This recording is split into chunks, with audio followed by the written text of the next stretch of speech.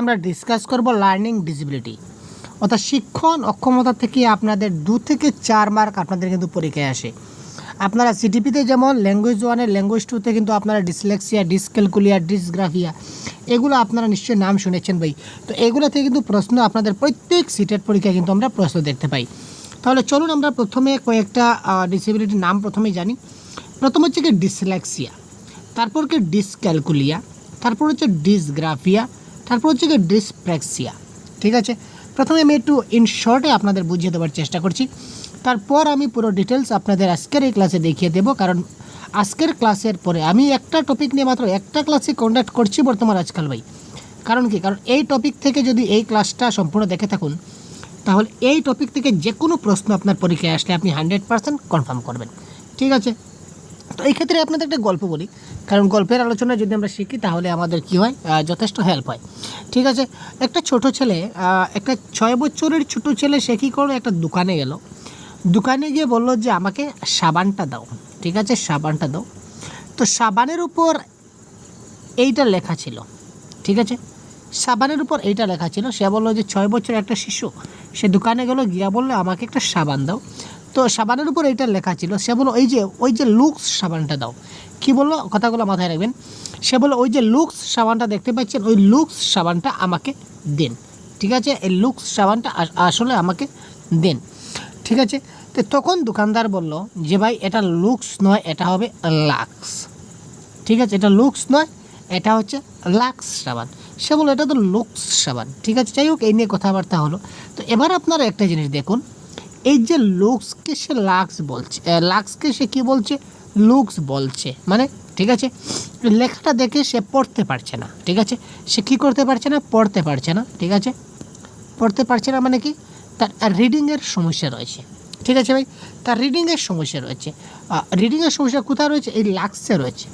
ঠিক আছে, তো এই লাক্সের সঙ্গে আমরা একটু অ্যাড করি, আপনারা মনঃসংযোগের জন্য বলছি, এখানে আপনারা যোগ করে দিন লেক্সিয়া। কি যোগ করে দিন, লেক্সিয়া। এই দেখুন লেক্সিয়া। ঠিক আছে, লেক্সিয়া মানে পড়া। ঠিক আছে, আর পড়তে পারছে না, তার সমস্যা মানে কি, ডিসলেক্সিয়া।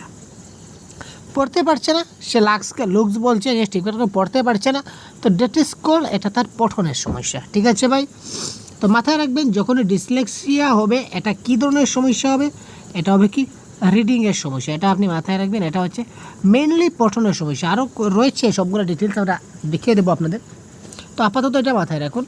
তারপর দেখুন ডিসক্যালকুলিয়া। আচ্ছা, ক্যালকুলিয়া থেকে আপনার মাথায় কি কিছু আসছে? হ্যাঁ, আমার মাথায় আসছে অনেক কিছু। কি আসছে ভাই, ক্যালকুলেটার যখনই থাকবে তখনই plus minus into divide percentage etcetera etcetera অনেকগুলি থাকবে। তার মানে কি স্যার, তার মানে ক্যালকুলেটর দিয়ে আমরা কী করি, হিসাব নিকাশ করি। ঠিক আছে, তো হিসাব নিকাশ আমরা কখন করি, যখনই আমরা কোনো একটা গাণিতিক সমস্যা বা কোনো একটা ম্যাথমেটিক্স ক্যালকুলেশন যখন করতে যাই। এই দেখুন শব্দের মধ্যে কিন্তু চলে আসছে ম্যাথস ক্যালকুলেশন। তো যখন আমরা গাণিতিক কিছু সমাধান করব তখন আমাদের কি প্রয়োজন, ক্যালকুলেটর প্রয়োজন। ঠিক আছে, আর যাদের গাণিতিক সমস্যা রয়েছে, ঠিক আছে, যাদের গাণিতিক সমস্যা রয়েছে তারা কি করবে, যারা মানে প্লাস মাইনাস পূরণ বা করতে পারছে না তাদেরকে আমরা কি বলবো, ডিসলেক্সিয়া। তার ডিসক্যালকুলিয়া, দুঃখিত। তো ক্যালকুলিয়া থেকে মনে রাখবেন ক্যালকুলেটর, আর ক্যালকুলেটর থেকে মাথায় রাখবেন ম্যাথ। অর্থাৎ যারা ম্যাথ পারে না তাদেরকে কী বলা হয়, ডিসক্যালকুলিয়া। আচ্ছা, এবার হচ্ছে ডিসগ্রাফিয়া। তো গ্রাফিয়া মানে কি, গ্রাফিয়া মানে হচ্ছে গ্রাফ পেপার। ঠিক আছে, আমরা যখন লিখি, একটা কথা মাথায় রাখবেন, আমরা যখন লিখি তখন একটা জিনিস মাথায় রাখবেন, আমরা হয়তো একটা প্লেন পেপারে লিখি নতুবা একটা গ্রাফ পেপারে লিখি। ঠিক আছে, আমরা লিখি তো একটা হয়তো প্লেন পেপারে লিখি নতুবা গ্রাফ পেপারে লিখি। তো এইখানে লেখাটা আপনারা মাথায় রাখবেন যে আমরা কোথায় লিখি, আমরা গ্রাফ পেপারে লিখি। আমরা কোথায় লিখছি, গ্রাফ পেপারে। তো গ্রাফ পেপারে যেহেতু লিখছি, সুতরাং গ্রাফ থেকে আপনারা চলে যাবেন ডিসগ্রাফিয়ায়। তো ডিসগ্রাফিয়া মানে কি, লিখনের সমস্যা, মানে রিটেনের সমস্যা বা রাইটিংয়ের সমস্যা। ঠিক আছে, এই তিনটা বেসিক্যালি ভালো করে জেনে রাখুন যে ডিসলেক্সিয়া মানে রিডিংয়ের সমস্যা, ডিসক্যালকুলিয়া মানে ম্যাথসের সমস্যা, ডিসগ্রাফিয়া মানে রাইটিংয়ের সমস্যা। তো ডিসপ্রেক্সিয়া কি, সেগুলো আমরা দেখছি এবার। তারপর আরও রয়েছে দেখুন ADHD, হাইপার ডিসঅর্ডার, তারপর হচ্ছে ডিসফেসিয়া, তারপর হচ্ছে অটিজম, তারপর হচ্ছে অ্যাফাজিয়া। ঠিক আছে, এই সবগুলো আমরা দেখবো এক এক করে। তো এবার আমরা ডিসলেক্সিয়া কি তার সম্বন্ধে পুরো ডিটেলস আমরা একবার দেখে নিই। আর ভাই রুক যা, আমরা এবার প্রথমে আমরা ডিসলেক্সিয়া কী তার সম্পূর্ণটা আমরা দেখে যাই। তো এই সবগুলা ক্লাসের পিডিএফ, ঠিক আছে ভাই, তাছাড়া 50টা মক টেস্ট, ঠিক আছে, সবগুলা অনলাইন ক্লাস, তাছাড়া পিডিএফ, তাছাড়া সবগুলা মক টেস্ট, 50টি মক টেস্ট যদি আপনি পেতে চান তাহলে এক্ষুনি আমাদের অফিসিয়াল গ্রুপে জয়েন হয়ে যান। অফিসিয়াল গ্রুপে জয়েন হতে গেলে আপনাকে 150 পেমেন্ট করতে হবে। আমাদের ফোনপে বা আমাদের ফোনপে নাম্বার হচ্ছে, ফোনপে নাম্বারে আপনি 150 কমেন্ট করতে পারেন। তো যদি আপনি জয়েন হতে চান তাহলে এখনই ভিডিও ডেসক্রিপশনে কমেন্ট করুন, আমরা কমেন্টে আমাদের হোয়াটসঅ্যাপ নাম্বার দিয়ে দেবো, আপনারা যোগাযোগ করলে এখান থেকে জয়েন হয়ে যেতে পারবেন। এখানে তো আপনারা অনেকগুলো ক্লাস পাবেন, তাছাড়া পিডিএফ পাবেন, তাছাড়া ক্লাসের পিডিএফগুলো পাবেন, তাছাড়া 50টার বেশি মক টেস্ট পাবেন। মক টেস্ট আমাদের কন্টিনিউ চলছে, 12 নম্বর 13 নম্বর মক টেস্ট চলছে। তো আপনারা যারা এখন জয়েন হবেন তারা পুরানো মক টেস্টগুলো, প্রিভিয়াস মক টেস্টগুলো দিতে পারবেন, সেই ব্যবস্থা আমরা করে দেবো, ঠিক আছে ভাই। তো দেখুন, ডিসলেক্সিয়া মানে কি, আগে বলেছিলাম ডিসলেক্সিয়া মানে কি রিডিং বা পঠনগত অক্ষমতা। ডিসলেক্সিয়া মানে কি তার পড়ার সমস্যা, অর্থাৎ পঠনগত সমস্যা, সে পড়তে পারছে না। ডিসলেক্সিয়া শব্দটি গ্রিক শব্দ থেকে এসেছে, যার আক্ষরিক অর্থ দাঁড়ায় শব্দ সংক্রান্ত সমস্যা। প্রশ্ন আসতে পারে এই ধরনের। ডিসলেক্সিয়া শব্দটি গ্রিক শব্দ থেকে এসেছে, যার আক্ষরিক অর্থ দাঁড়ায় কি শব্দ সংক্রান্ত সমস্যা। ডিসলেক্সিয়া মূলত একটি স্নায়বিক অসামঞ্জস্যতা, যার ফলে একজন মানুষের ভাষা শিকার এবং ব্যবহার করার যে মূল দক্ষতা যেটা অর্জন করা সেটা কঠিন হয়ে দাঁড়ায়, ঠিক আছে। খুব সহজ ভাষায় বলতে গেলে এই সমস্যায় আক্রান্ত ব্যক্তির অর্থাৎ ডিসলেক্সিক পড়তে বিশেষ অসুবিধার সম্মুখীন হতে হয়।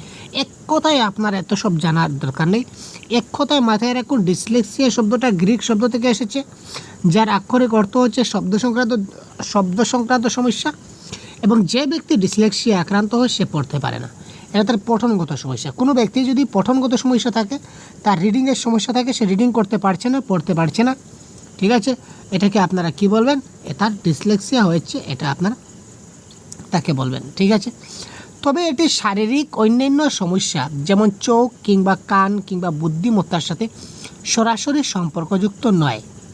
এই সমস্যাটা চোখ কিংবা কান কিংবা বুদ্ধিমত্তার সাথে সরাসরি সম্পর্কযুক্ত নয়। পৃথিবীর অনেক সফল এবং বুদ্ধিমান ব্যক্তিও কিন্তু ডিসলেক্সিয়ায় আক্রান্ত ছিলেন বলে ধারণা করা হয়।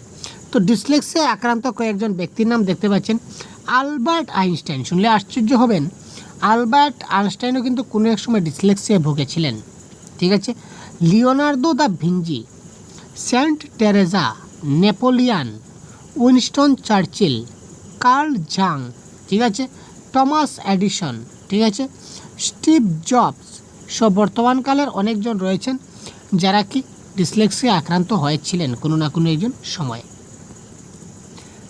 তো এবার ডিসলেক্সিয়ার লক্ষণ কী কী আমরা একটু দেখে নিই, তাহলে আমাদের সুবিধা হবে। উল্টো বর্ণ অর্থাৎ বিকে ডি স্তরে পড়া, অনেকে এই যে বি রয়েছে, এই বি এবং ডি, কোনটা বি এবং কোনটা ডি শিশুরা কিন্তু চিনতে পারে না। অনেক সময় তারা বিকে, এই যে বি দেখতে পাচ্ছেন, এই বিকে তারা ডি বলবে, অনেক সময় বা ডিকে বি বলে, এই ধরনের সমস্যা আমরা দেখতে পাই। এটা হচ্ছে তার ডিসলেক্সিয়ার লক্ষণ। আবার অনেক সময় এই যে 9 এবং 6, 9 এবং 6, অনেক সময় তারা এটা থেকে এটাকে 6 বলে, এটাকে 9 বলে, কোনটা 6 এবং কোনটা 9 তারা সঠিক ধারণা দেখে বুঝতে পারে না এবং পড়তে তারা উল্টাপাল্টা করে দেয়, ঠিক আছে। উল্টো বর্ণ বা অক্ষর যেমন ডিকে বি পড়া, যেমন ডগকে তারা বক পড়ে স্কুলে, ডগের স্কুলে তারা কী করবে, বক বলে দেবে, অথবা এমের স্থলে ডাব্লিউ পড়বে, এম এইভাবে, তো তারা বলবে ডাব্লিউ এইভাবে, মানে উল্টো রয়েছে। তো উল্টোর ধারণা তাদের মধ্যে তখন আসে না, ঠিক আছে। তো এটা যখন তারা পড়তে পারে না তখন বুঝে নেবেন যে তার কী হয়েছে, তার ডিসলেক্সিয়ার সমস্যা দেখা দিচ্ছে। অক্ষর, শব্দ বা সংখ্যার ক্রম অনুসরণ করতে পারে না, ঠিক আছে, যেমন 1 2 3 4 5 এই ধরনের একটা সিকোয়েন্স মেনটেন করে আছে, তাই না। তো যারা ডিসলেক্সিয়া আক্রান্ত হয়েছে তারা কিন্তু এই যে সিকোয়েন্সটা তারা মেনটেন করতে পারে না, বা এ বি সি ডি এই ধরনের রয়েছে, ভাই এ বি সি ডি রয়েছে, একটা সিকোয়েন্সে 26 মতো রয়েছে। তো যারা ডিসলেক্সিয়া আক্রান্ত তারা কিন্তু এই ক্রমটা তারা বুঝতে পারে না। কিছু বর্ণ উল্টো করে পড়া অথবা এক বর্ণের স্থলে অন্য বর্ণ পড়া, সময়ের সাথে বিষয়গুলো উন্নতি হওয়া, এইগুলো তারা লক্ষণ হিসাবে দেখানো যাবে। তারপর দেখুন, বয়স অনুযায়ী নতুন শব্দ, প্রশ্ন আসবে, অনেক ইম্পর্টেন্ট ক্লাস হতে চলেছে, প্রশ্ন আসবে। তো বয়স অনুযায়ী তারা নতুন শব্দ শিখতে পারছে না, মনে রাখতে পারছে না, উচ্চারণ করতে তারা ব্যর্থ হচ্ছে, এটা তার কী ধরনের অক্ষমতা? আপনি সেটাকে দিতে হবে কি, সেটা ডিসলেক্সিয়া। গতিকে আপনাকে জানতে হবে। বয়স অনুযায়ী নতুন শব্দ শিখতে পারছে না, মনে রাখতে পারছে না, উচ্চারণ করতে পারছে না, শব্দের গঠনের মূল ব্যাপারগুলো শিখতে পারছে না, এই সমস্যাগুলো যাদের রয়েছে তাদেরকে আমরা কি বলবো? তাদের কি সমস্যা? তাদের ডিসলেক্সিয়া সমস্যা। শব্দ গঠনের ধ্বনির ক্রম অনুসরণ করতে না পারে, যেমন টিপ লিখতে গিয়ে পিঠ পড়ে, ঠিক আছে? তারা এই যে টিপের জায়গায় তারা কী করবে? পিঠ পড়ে, মানে উল্টো পাল্টা, ঠিক আছে? টিআইপির জায়গায় পিআইটি হয়তো পড়ে দিল, তারপর লেফটের জায়গায় তারা ফেল্ড পড়বে। এই ধরনের মানে এলোমেলো হিসাবে অক্ষরের শব্দ গঠনের ধ্বনির অনুসরণ না করে তারা অক্ষরগুলিকে তারা উল্টো পুল্টো করে পড়ে দেয়। এখানে লিখবে লেফট, ঠিক আছে, লেখছে তারা লেফট কিন্তু পড়বে ফেল্ড। আবার এখানে লেখছে টিপ কিন্তু এটাকে বলবে এটা হচ্ছে পিট, এবার মানে ভুল পড়বে। That is call dyslexia. প্রায় শব্দ উচ্চারণে ভুল করা, ঠিক জায়গায় ঠিক শব্দটি ব্যবহার করতে না পারা, এটাও কিন্তু একটা সমস্যা। ঠিক জায়গায় তারা ঠিক শব্দটা ব্যবহার করতে পারছে না বা প্রায় উচ্চারণে ভুল করছে, তো এক কথা শেষ পড়তে গেলে যত ধরনের সমস্যা সবগুলা কি ডিসলেক্সিয়া। তারপর যখন ডিসক্যালকুলিয়া কী বলেছিলাম? ডিসক্যালকুলিয়া মানে বলেছিলাম গাণিতিক সমস্যা। সংখ্যা সম্বন্ধে সাধারণ তথ্য বা গণিতের পদ্ধতি মনে রাখতে না পারা। সংখ্যার সম্বন্ধে সাধারণ তথ্য বা গণিতের পদ্ধতিগুলো তারা মনে রাখতে পারছে না, মানে গাণিতিক সমস্যা, ম্যাথমেটিক্সের সমস্যা হচ্ছে। ধীর গতিতে অঙ্ক করা ইত্যাদি শিক্ষা সম্বন্ধীয় বিকারকে ডিসক্যালকুলিয়া বলা হয়, ঠিক আছে? আমরা বুঝলাম, আর বুঝলাম একটু পড়ে নেই আর কি। এর উপসর্গ প্রত্যেক শিশুর ক্ষেত্রে আলাদা, কেউ শব্দের মাধ্যমে ব্যক্ত অঙ্কে, যাই হোক এগুলো লাগবে না। সোজা ভাষায় আপনি মনে রাখুন যে ব্যক্তির ম্যাথসের সমস্যা রয়েছে, ক্যালকুলেটর দ্বারা ম্যাথ করতে পারছে না, অর্থাৎ ম্যাথসের সমস্যা রয়েছে, তাকে আমরা মনে রাখবেন সেটা হচ্ছে কি ডিসক্যালকুলিয়া। তারপর ডিসগ্রাফিয়া, যেটা বললাম, ডিসগ্রাফিয়া হচ্ছে কি লিখনগত সমস্যা, রাইটিংয়ের সমস্যা, ঠিক আছে? ডিসগ্রাফিয়া হলো এক ধরনের শিক্ষণগত অক্ষমতা। এখানে হাতের লেখা লিখে মনের বা প্রকাশে ও হাতের সূক্ষ্ম কাজের ক্ষেত্রে সমস্যা হবে। সে লিখে কিন্তু প্রকাশ করতে পারে না, অর্থাৎ সে কী লিখলো সেটা আমরা লেখাটা বুঝে সে কী লিখলো সেটা কিন্তু আমরা বুঝতে পারি না, ঠিক আছে? অর্থাৎ ডিসগ্রাফিয়া এক ধরনের শিক্ষা গ্রহণ সংক্রান্ত অক্ষমতা, যা হাতের লেখনী ক্ষমতা, যেমন বানান ক্ষমতা, হাতের লেখা ইত্যাদি লিখিত শব্দ পড়ে তার মানে বোঝার বোধ শক্তিগত অক্ষমতা। অর্থাৎ এক কথা শেষে, অর্থাৎ কী সে লেখলো সেই লেখাটা বুঝে কিন্তু আমরা কিন্তু কোনো কিছু বুঝতে পারি না, ঠিক আছে? এবার আমি লিখলাম একটা জিনিস, আমি লিখি তো ভাই, এখানে একটু সমস্যা হচ্ছে।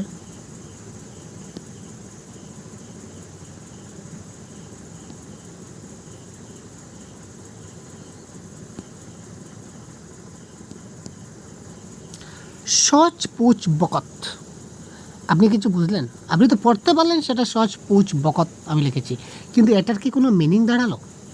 এটা কি মিনিং হলো ভাই? কোনো কিছু সময় আমি কী বলতে চাইছি? ছচ পুচ বকত বলে আমি কি বলতে চাইছি আপনাকে? আপনি কিছু বুঝতে পারছেন? আপনি কিছু বুঝতে পারছেন না, দ্যাট ইজ কল ডিসগ্রাফিয়া। এই ধরনের শিশুরা যখন লিখবে যা পড়ে কোনো কিছু বোঝা যাবে না, that is call one type dysgraphia, ঠিক আছে?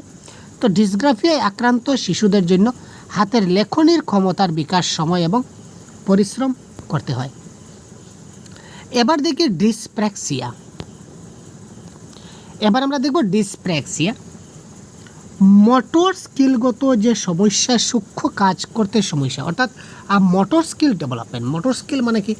মোটর স্কিল যেমন কলম ধরতে পারছে না, জুতোর ফিতা বাঁধতে পারছে না, ছোটো ছোটো কাজ যেগুলো, তার ছোটো ছোটো অঙ্গ সঞ্চালনের মাধ্যমে যে কাজগুলো হয়, টাই লাগাতে পারছে না, ফুটবলে শট দিতে পারছে না, এগুলো তার মোটর স্কিলগত সমস্যা, ঠিক আছে?